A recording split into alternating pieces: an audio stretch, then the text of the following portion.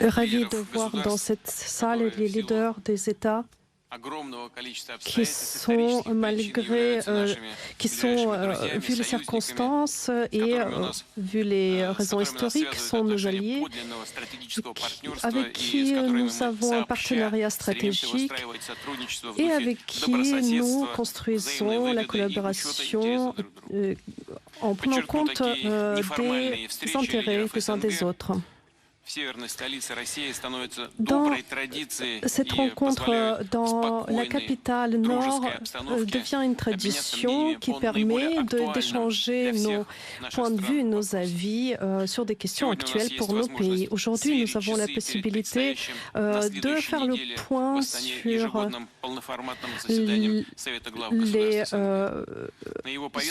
le Conseil des leaders de CEI, les sujets, les questions d'intégration, les questions politiques, humanitaires, économiques seront étudiées.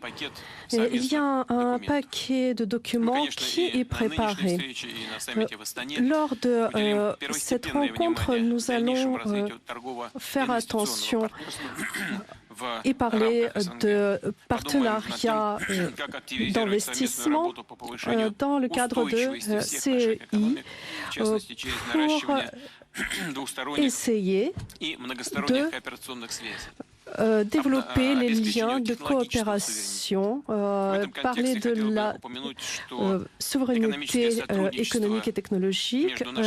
La collaboration économique entre nos États ne fait que grandir. L'année dernière, nous avons pu atteindre 86 milliards de dollars de recettes et je suis persuadée que nous pourrions développer cette tendance positive pour... C'est d'ailleurs ce que nous faisons avec vous depuis de nombreuses années et ce n'est pas du tout lié à une conjoncture politique.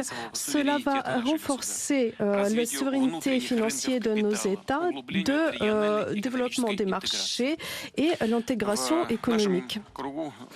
Dans notre cercle, nous allons aussi parler des questions de sécurité sur le territoire de notre Union, parce que en dehors de l'Ukraine où il y a ces événements tragiques, ainsi que d'autres pays de notre organisation où il y a des conflits qui apparaissent. Donc il faut penser aux moyens de résoudre ces questions. Nous allons aussi nous pencher sur la lutte contre le terrorisme, contre le trafic de drogue. Il y a une initiative de création d'une organisation en soutien de la langue russe qui a été exprimée. Donc je pense que c'est très important pour tout le monde. La langue russe est sans aucun doute est une langue d'échange entre nos États. Et en Russie, il y a des millions, sans exagérer, des millions de ressortissants de CEI qui aident et la Russie pour son développement et qui gagnent les ressources nécessaires pour leur famille. Bien sûr, nous soutenons cette proposition du président du Kazakhstan et de notre côté, nous ferons tout pour réaliser ce projet. D'autant plus qu'en 2023, c'est une année de la langue russe en CEE. Encore un autre sujet, c'est la préparation du sommet, le tout premier sommet Russie-Asie.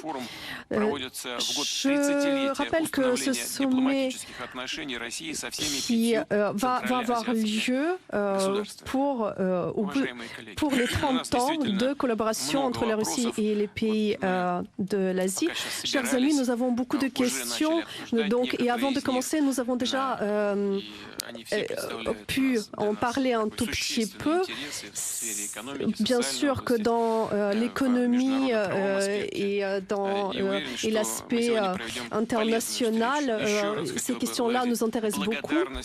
Je voudrais remercier encore une fois de répondre à cette invitation et de venir à Saint-Pétersbourg. Merci beaucoup pour votre attention. Puissant. Patrick Sauce, que retenir de cette prise de parole de Vladimir Poutine qui vient de nous parvenir? Le lieu et l'auditoire. Le lieu, c'est la ville natale de Vladimir Poutine, Saint-Pétersbourg, pour ses 70 ans. L'auditoire, ce sont une partie des anciennes républiques de l'URSS, la CEI, la Communauté des États indépendants. Elle regroupe 9 des 15 anciennes républiques soviétiques. Mais c'est juste une entité intergouvernementale. Ça n'est pas une organisation internationale. C'est pas l'organisation, par exemple, le traité de coopération et de sécurité. Et ça fait plusieurs fois qu'on voit Vladimir Poutine en fait réduit à cette CEI. Il y avait notamment une réunion avec des représentants des services de renseignement la semaine dernière à laquelle nous avions assisté. En tout cas, on avait écouté. Pour le reste, parler de coopération avec simplement les tout derniers voisins, peut-être en miroir à ce qui se passe en ce moment à Prague avec le projet de communauté européenne politique, où là, à l'inverse, on essaye d'agrandir quelque part l'Union européenne.